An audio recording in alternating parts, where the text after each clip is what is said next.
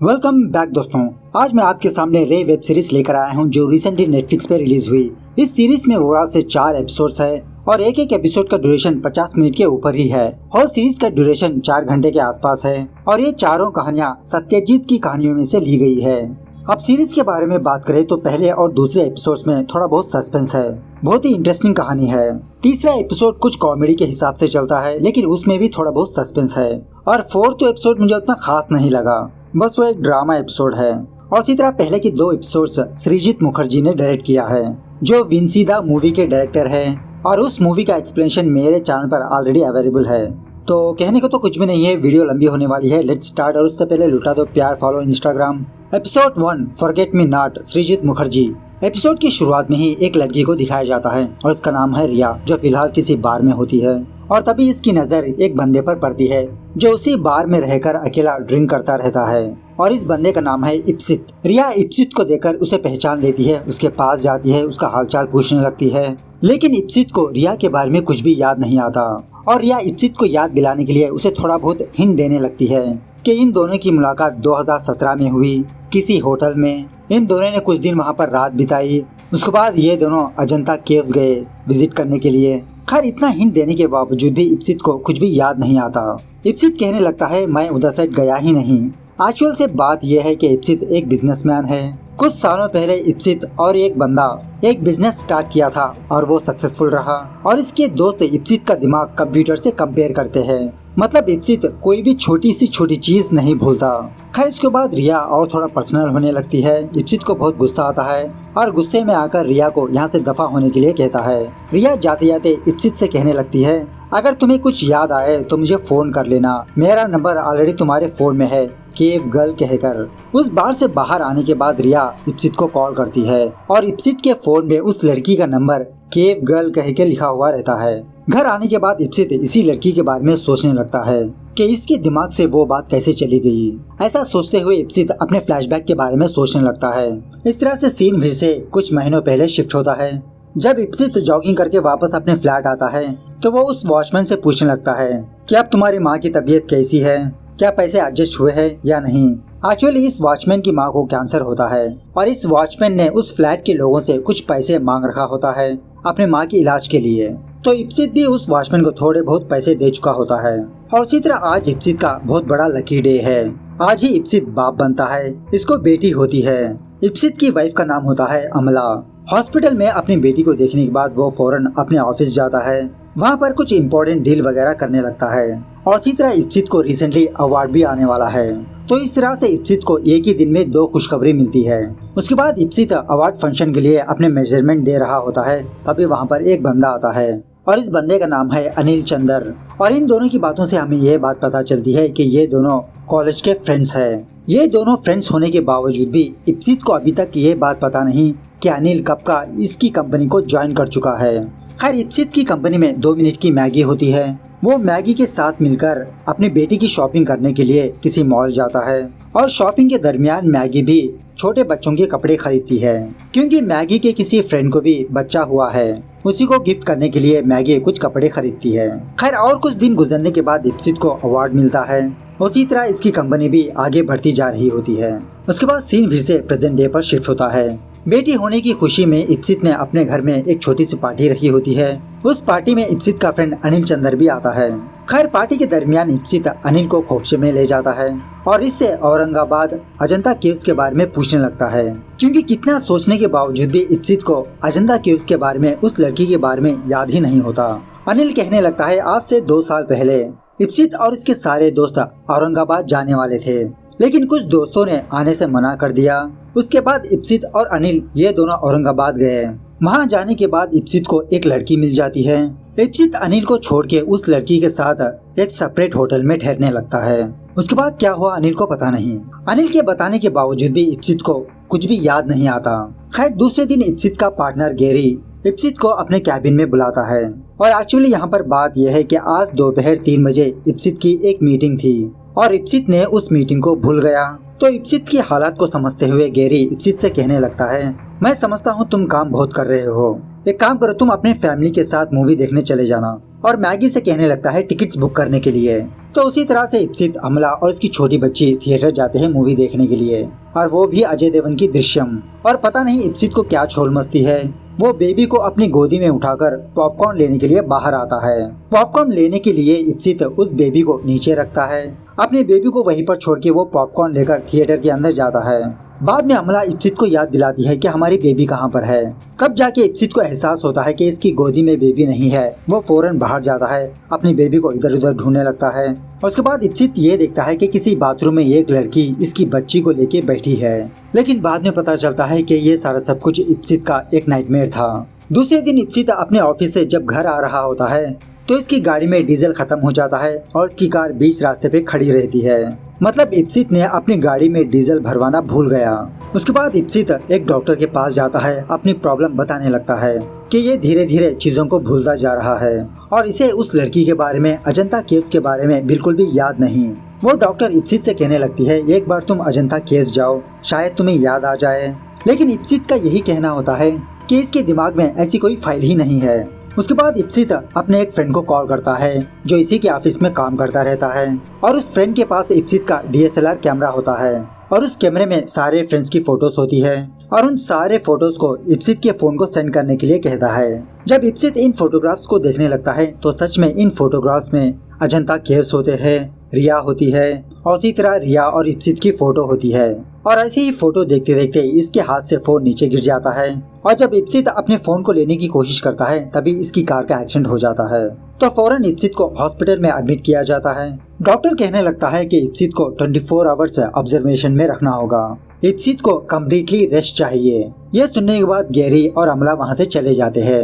ये दोनों जाने के बाद इप्सित मैगी को कॉल करके हॉस्पिटल बुलाता है और इन दोनों की स्टोरी ये है कि 2 साल पहले इन दोनों में कांड हुआ था जिसकी वजह से मैगी प्रेग्नेंट हुई थी। लेकिन इप्सित के कहने पर मैगी ने अपना अबॉर्शन कर लिया।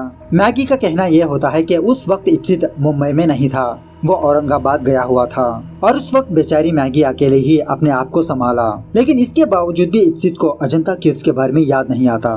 खैर कुछ बातें होने के बाद जब मैगी वहाँ से जा रही होती है तो पर्दे के पीछे अमला होती है और इन दोनों की बातें सुन चुकी होती है।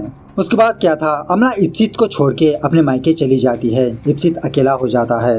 एक दिन इप्सित किसी और के फ्लैट में जाने लगता है और इसी तरह इप्सित भूल चुका होता है कि इसने उस वॉचमैन को 5,500 रुपए पैसे दिए थे। वो वॉचमैन इप्सित के पैसे लौटाने लगता है लेकिन वो भी इप्सित को याद नहीं होता। इस तरह से हर रोज इप्सित कुछ न कुछ भूलते रहता है। खैर कुछ दिनों बाद गैरी के कहने पर इप्सित मीटिंग पर आता है और उसी होटल में इप्सित रिया को देखता है जो वो भी अपने कोलिग्स के साथ किसी मीटिंग में बैठी होती है। इप्सित रिया से बार बार वही सवाल पूछने लगता है, क्या हमारे बीच कुछ ऐसा हुआ था? और देखते ही देखते इप्सित वहाँ पर एक हंगामा खड़ा करने लगता है। खैर उसी दिन रात इप्सित औरंगाबाद जाता है, उस होटल जाता है और वो रिसेप्शनिस्ट इप्सित को देखकर उसका पुराना बिल हाथ में थमा देती है। उसके बाद इप्सित पूल में उतरने लगता है। पूल में उतरने के बाद इप्सित रिया को इमेजिनेशन करने लगता है कि इन दोनों में कुछ ऐसा कांड हुआ था। सुबह होने के बाद ये अजंता केव्स जाता है और वहाँ पर भी इप्सित अपने आप को और रिया को इमेजिनेशन करने लगता है लेकिन इसे कुछ भी याद नहीं आता। देखते ही देखते इप्सित बहुत बुरी तरह से हंसने लगता है, पागलों की तरह। दूसरे ही सीन में इप्सित पागल खाने में होता है क्योंकि इप्सित पागल हो चुका होता है और तभी मैगी 2 मिनट की मैगी बनाकर इप्सित को खिलाती रहती है। और यहाँ पर इस एपिसोड का असली सस्पेंस रिवील होता है कि मैगी का अबॉर्शन 4 महीने बाद हुआ। मैगी ने यही सोचा था कि शायद इप्सित इस बच्चे को अपना ले, लेकिन इप्सित ने उस बच्चे को अबॉर्शन करने के लिए कहा और तब जाके मैगी ने ठान लिया कि ये इप्सित का घमंड चूकनाचूर कर देगी। जैसा मैंने पहले कहा था, इप्सित अपने दिमाग पर बहुत प्राउड फील करने लगता है क्योंकि इसको छोटी सी छोटी बात याद रहती है। इसी को छीनने का प्लान किया मैगी ने, लेकिन ये काम मैगी अकेले नहीं कर सकती। एक दिन लिफ्ट में इप्सित को अनिल दिख जाता है जो बेचारा नौकरी की तलाश में होता है। इप्सित अनिल को अपने ऑफिस आने के लिए कहता है और बाद में इप्सित अनिल को प्यून की जॉब देता है। मैगी अनिल को अपने प्लान में शामिल कर लेती है और जैसा मैंने पहले कहा था कि इप्सित की कंपनी में इसका एक और दोस्त रहता है। इप्सित ने इस बंदे को अपना पार्टनरशिप बनाने के बजाय एक एम्प्लॉय की तरह रखता है और इसी बंदे ने इप्सित के फोटोज के साथ छेड़खानी की, इप्सित की और रिया की फोटोज को ज्वाइन किया और इसी बंदे ने इप्सित की गाड़ी में से डीजल निकाल लिया। इस तरह से मैगी के प्लान में ये बंदा भी शामिल हो जाता है क्योंकि इप्सित अपने फ्रेंड्स को फ्रेंड्स नहीं मानता था। अब गैरी के बारे में बात करें तो इप्सित गैरी को अपना पार्टनर मानता है लेकिन कंपनी के सारे डिसीजंस इप्सित ही लेता है बिना गैरी को पूछे। अब उस वॉचमैन के बारे में बात करें, सारे लोग इस वॉचमैन को एज ए डोनेशन की तरह उसे पैसे दिया इसकी माँ की इलाज के लिए। लेकिन इप्सित ने उस वॉचमैन को एज ए लोन की तरह पैसे दिया और वापस मांगने लगा। तो इस तरह से मैगी ने इन सारे लोगों का सहारा लेकर इप्सित को पागल बना दिया। और बाद में हमें ये बात भी पता चलती है कि मैगी ने अमला का भी सहारा लिया। फाइनली अमला और मैगी ये दोनों मरिया की कब्र पर जाते हैं। मैगी ने अपनी बेटी का नाम मरिया रखा था। इस तरह से ये एपिसोड यहाँ पर दी एंड होती है। एपिसोड 2 बहरूपिया। इस एपिसोड का कॉन्सेप्ट विंसी द मूवी के कॉन्सेप्ट से मिलता जुलता है। एपिसोड की शुरुआत में ही एक लॉयर किसी बंदे के पास आकर कहने लगता है, आपकी माँ ने अपनी सारी प्रॉपर्टी इंद्रशीष के नाम कर दी है।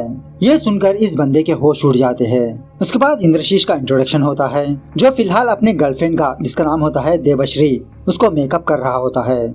और इसी बातों ही बातों में देवश्री इंद्रशीष को सेड्यूस करने लगती है। और तभी देवश्री के हाथ कुछ लगता है, मतलब इंद्रशीष अपने जेब में एक बॉक्स रखा होता है। जब देवश्री उस बॉक्स को ओपन करती है तो उसमें रिंग होती है। इंद्रशीष इसको प्रपोज करने की कोशिश करता है, लेकिन देवश्री इसको रोक देती है। इससे कहने लगती है, ये क्या बचपना है इंद्रशीष, तुम तो मेरे सपने जानते हो ना, मैं एक बहुत बड़ी एक्ट्रेस बनना चाहती हूँ। अगर तुम मेरे साथ कांड करना चाहते हो, I am okay with that, इसके लिए रिंग की क्या जरूरत है। इस तरह देवश्री दिल तोड़ के चली जाती है। और एक्चुअली इंद्रशीष एक कंपनी में काम करता है और इंद्रशीष ने इस महीने में काफी सारे लीव ले चुका है, जिसकी वजह से इसका मैनेजर, जिसका नाम होता है सुरेश, इंद्रशीष को डांटने लगता है। उसी तरह इंद्रशीष अपने घर का रेंट भी सीधी तरह से पे नहीं कर पा रहा होता, जिसकी वजह से इस घर का ओनर हर वक्त इंद्रशीष को ताने देते रहता है।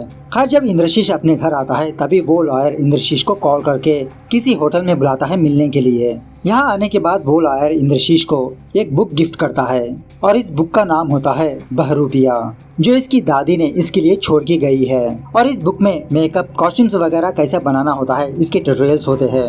एक्चुअली इंद्रशीष की दादी बहुत बड़ी जीनियस मेकअप आर्टिस्ट थी। इसकी दादी ने बड़े बड़े हॉलीवुड फिल्मों में काम किया था।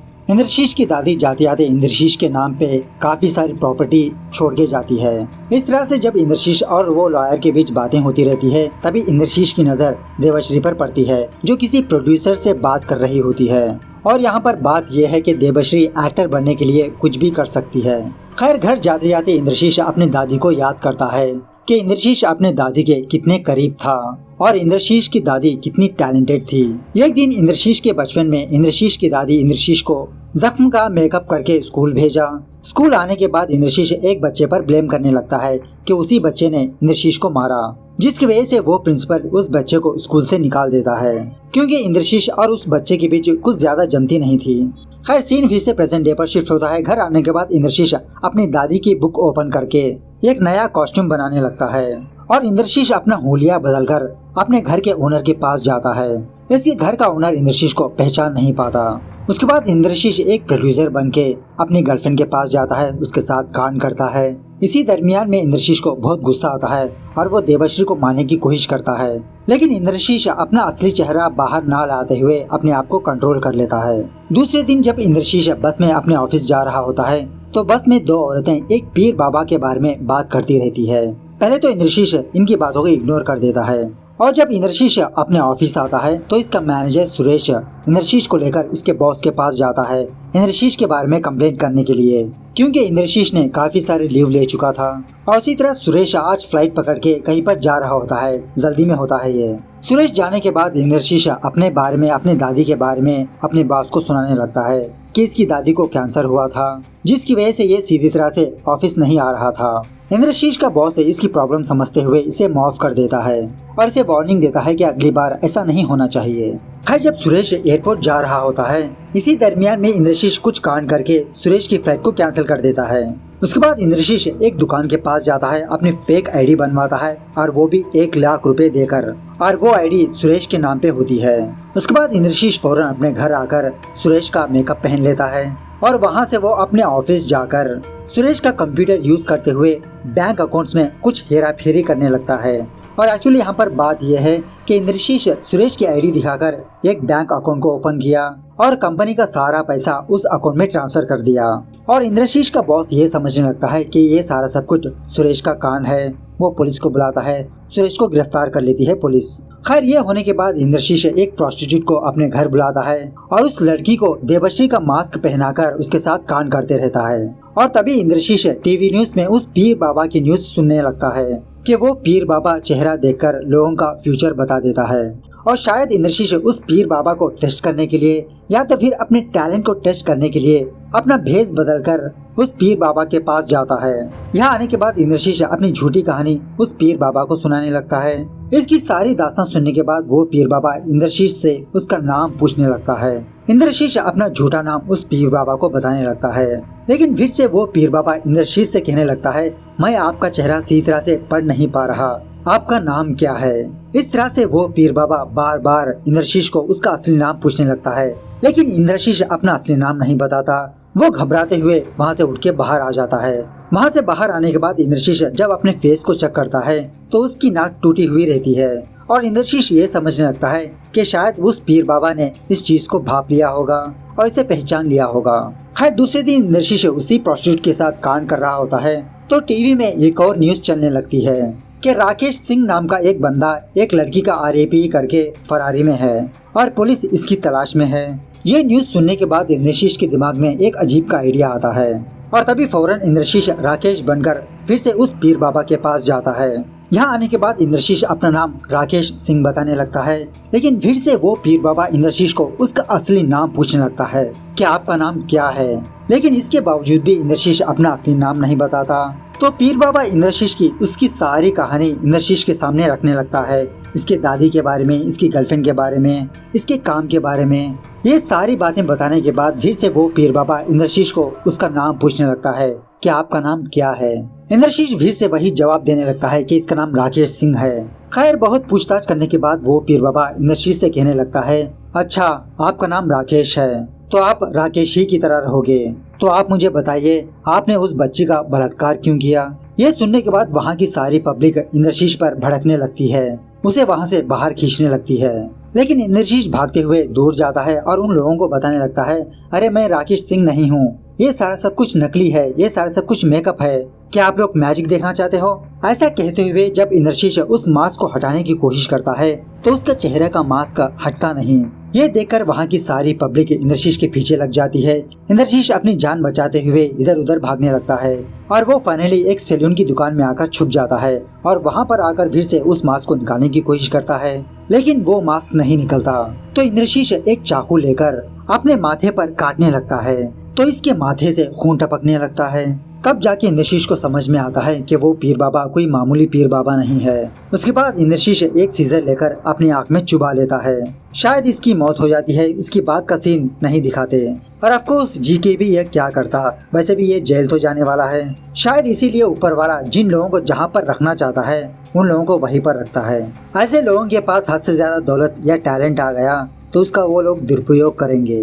तीसरे एपिसोड का नाम है हंगामा है क्यों बर्पा और इस कहानी का असली नाम है बेरिन भोमिक्स एलिमेंट। कहानी की शुरुआत में ही हमारे फैमिली मैन को दिखाया जाता है और सच में मनोज वाजपेयी का ये हुलिया देखकर मैं डिसअपॉइंट हो गया। लेकिन जैसे जैसे एपिसोड आगे बढ़ती रही तो मुझे ऐसा लगा कि इस कैरेक्टर के लिए यही बंदा सही है। खैर इस बंदे का नाम है मुसाफिर अली और एक गजल गायक है। काफी सारे लोग मुसाफिर अली के फैंस हैं और फिलहाल मुसाफिर अली ट्रेन से दिल्ली जा रहे हैं और तभी इसके कंपार्टमेंट में एक और बंदा आता है और इसका नाम है असलम बेग। और ये दोनों एक दूसरे को देख के ये समझने लगते हैं कि इन दोनों की मुलाकात पहले भी हो चुकी है, लेकिन इन दोनों को याद नहीं आ रहा होता। और तभी वहाँ पर उस ट्रेन का वेटर आता है, मुसाफिर अली को देख के पहचान लेता है, दो चार उसके गजल सुनाने लगता है। तब जाके असलम बेग को याद आता है कि मुसाफिर अली तो एक गायक है और असलम बेग की बेगम मुसाफिर अली की बहुत बड़ी फैन है। अब असलम बेग के बारे में बात करें तो ये कुछ सालों पहले एक पहलवान रहा करते थे और उस वक्त इनका नाम था जयंगा पहलवान। खैर इसी बातों ही बातों में मुसाफिर अली अपनी एक गजल सुनाते हुए असलम बेग से कहने लगता है कि इस गजल पर गुलाम अली भी फिदा थे, उन्होंने मुझे सेपरेट से बैक स्टेज बुलाकर अपनी अंगूठी मुझे गिफ्ट दी। ऐसा कहते हुए मुसाफिर अली गुलाम अली की अंगूठी असलम बेग को दिखाने लगता है। खैर इसी दरमियान में वो वेटर चाय लेके आता है और अपनी चाय में असलम बेग नींबू के सूखे टुकड़ों को डालने लगता है और ये चीज मुसाफिर अली को भी देने लगता है। और तब जाके मुसाफिर अली को अपना फ्लैशबैक याद आने लगता है और मुसाफिर अली घबराते हुए बाथरूम में जाता है और हम ऑडियंस को बताने लगता है कि आज से 10 साल पहले मुसाफिर अली और असलम बेग की पहले से ही मुलाकात हो चुकी थी और 10 साल पहले मुसाफिर अली ने असलम बेग की खुशबख्त को चुरा लिया था। खुशबख्त एक घड़ी का नाम है जो असलम बेग के पास थी। इस तरह से सीन फिर से फ्लैशबैक में जाने लगता है। आज से 10 साल पहले मुसाफिर अली ट्रेन से कहीं पर जा रहे थे और उसी कंपार्टमेंट में असलम बेग भी थे और उस वक्त मुसाफिर अली नौकरी की तलाश में इधर उधर भटक रहा था और इसी तरह असलम बेग एक प्रेस रिपोर्टर की तरह काम करता था। रूटीन ही की तरह असलम बेग अपने बारे में बताने लगता है कि ये कुछ सालों पहले पहलवान रहा करता था और उस वक्त इसका नाम जयंगा पहलवान था। एक दिन असलम बेग और धारा सिंह के बीच एक मैच हो गया। कुश्ती के दौरान धारा सिंह ने असलम बेग को उठा के पटक दिया, जिसकी वजह से असलम बेग की रीढ़ की हड्डी टूट गई और जब से लेते हुए असलम बेग कुश्ती छोड़ के रिपोर्टिंग का काम स्टार्ट कर दिया। ऐसा कहते हुए असलम बेग अपने पास की घड़ी जिसका नाम होता है खुशबख्त वो निकाल के मुसाफिर अली को दिखाने लगता है और उस वक्त मुसाफिर अली का नाम मुसाफिर अली नहीं था, राजा समथिंग था। और असलम बेग इस घड़ी के बारे में मुसाफिर अली को बताने लगता है कि ये घड़ी सिर्फ वक्त नहीं बताती, वक्त बदल भी देती है। इस घड़ी को देखते ही मुसाफिर अली को इस घड़ी से प्यार हो जाता है और अपने ही अंदाज में गजल शायरी बोलने लगता है।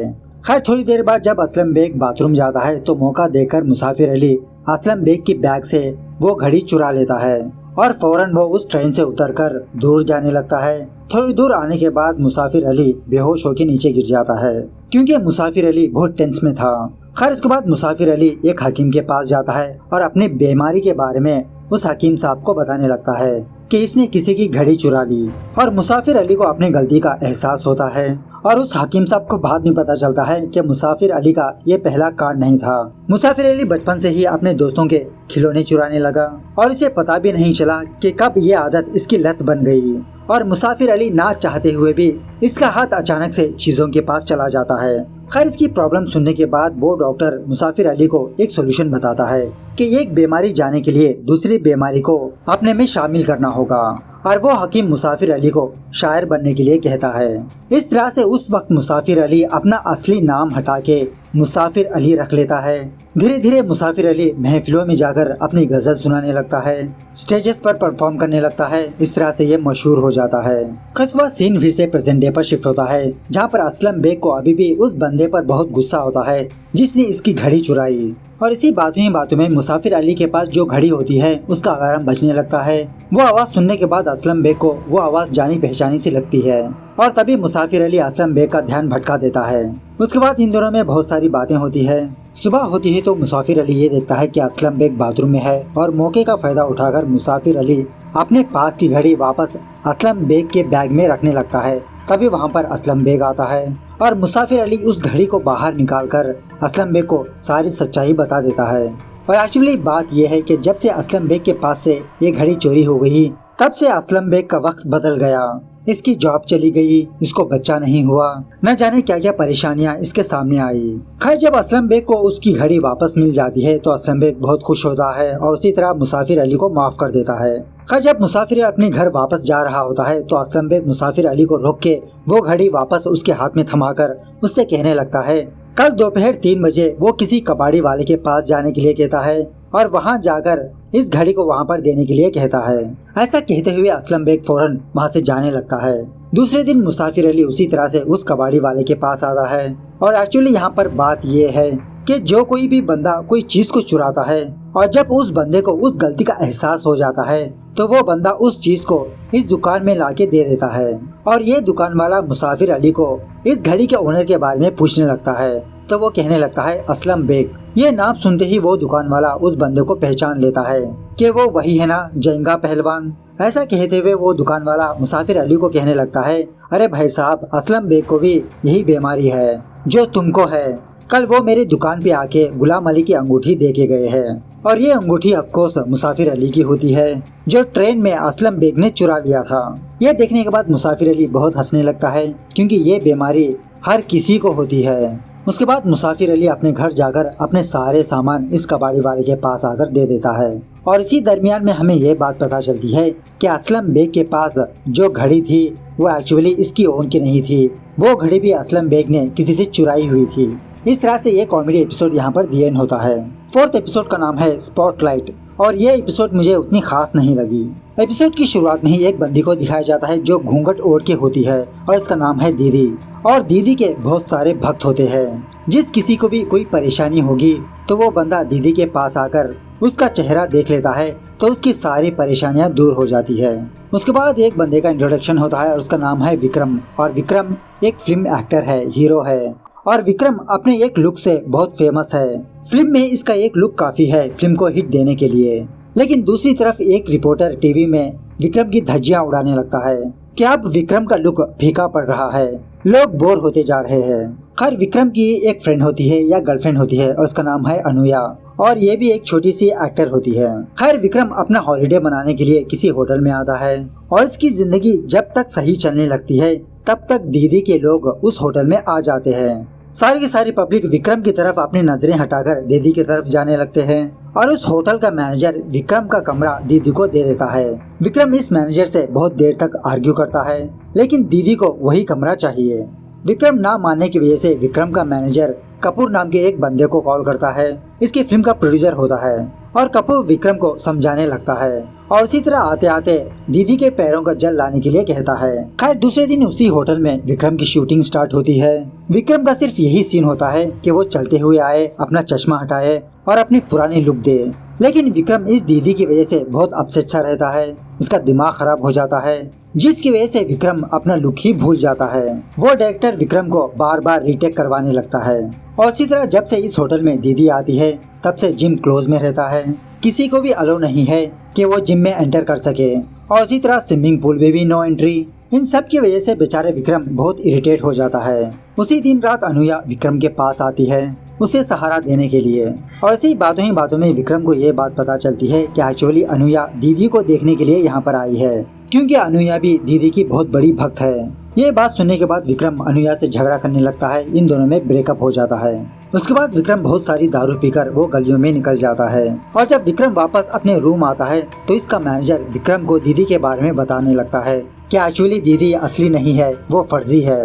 दीदी का जो मैनेजर होता है वो ड्रग्स का काम करता है, लोगों को ड्रग्स सप्लाई करते रहता है। यह जान लेने के बाद विक्रम दीदी से मिलने की ख्वाहिश करता है तो इसका मैनेजर किसी भी तरह करके परमिशन ले लेता है। उसके बाद विक्रम दीदी के पास जाता है और इसी का नाम है दीदी। और यहाँ आने के बाद विक्रम को कुछ बातें पता चलती है कि एक्चुअली दीदी विक्रम की बहुत बड़ी फैन है और दीदी को पता था कि विक्रम इसी होटल में ठहरा है और जानबूझ के दीदी इस होटल में आई और विक्रम का कमरा लिया। लेकिन इस कीर्ति भजन में दीदी को इतना टाइम नहीं मिला कि दीदी विक्रम से मुलाकात करे और इसी तरह दीदी अपने खुद के गाने से बहुत परेशान रहती है। दीदी के दरबार में कहकर एक गाना होता है जो इसके भक्त गाते रहते हैं और इसी तरह वो भक्त दीदी के पैर पर पानी डाल डाल डाल के दीदी के पैरों में चोट आ जाती है। और इसी तरह दीदी कैसे बनी वो विक्रम को बताने लगती है। जब दीदी छोटी बच्ची थी वो किसी अनाथ आश्रम में थी, अपनी जिंदगी गुजारती रही और जैसे जैसे दीदी बड़ी होती गई इसको समझ आने लगा कि कोई न कोई इसके शरीर का फायदा उठाएगा। दीदी उस ऑर्फनेज से भाग गई, किसी दूसरे शहर जाकर छोटे मोटे काम करने लगी और इसी दरमियान में दीदी विक्रम की फिल्म देखने लगी, उसकी लुक को देखने लगी और तब जाके दीदी को एक आइडिया आया। और जो कोई भी बंदा गंदी नजरों से दीदी को देखता था दीदी उस बंदे को एक अजीब तरह से देखा करती थी। उसके बाद वो बंदा दीदी को कुछ करने के लायक नहीं होता था, वो चुपचाप वहाँ से चला जाता था और इसी का फायदा उस मैनेजर ने उठाया।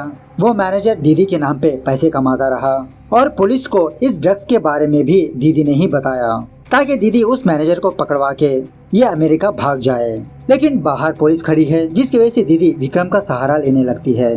विक्रम सामने होता है, पीछे दीदी अपना घूंघट उतारे रहती है और जब दीदी और विक्रम अपने कमरे से बाहर आते हैं तो कुछ पुलिस वाले ये देखते हैं कि विक्रम के पास कुछ अजीब की जादू होती है। उस जादू की मदद से विक्रम उन पुलिस वालों को बिना छुए मारते रहता है। यह देखकर वहाँ का इंस्पेक्टर घबरा जाता है और वो फौरन अपनी गन निकालता है, लेकिन ये इंस्पेक्टर भी डर जाता है फायर करने के लिए। और बाद में विक्रम को ये बात पता चलती है जो कोई भी नीचे गिरा वो सारे सब कुछ दीदी के आदमी थे जो नाटक कर रहे थे। उसके बाद क्या था, दीदी लाल घाघरा पहनकर लाल स्कूटी में लाल लाइट लगाकर वहाँ से फुर हो जाती है। दूसरे दिन शूटिंग के दरमियान विक्रम की लुक विक्रम को वापस आ जाती है। यह देखकर विक्रम का मैनेजर और सारे लोग बहुत खुश होते हैं और इसी तरह दीदी दूर बैठकर विक्रम की मूवी देख रही होती है। इस तरह से ये एपिसोड यहाँ पर दी एंड होती है। तो सीरीज कैसे लगी कमेंट करके बताना जरूर। मिलते हैं अगली वीडियो में, तब तक take care, bye bye, see you soon.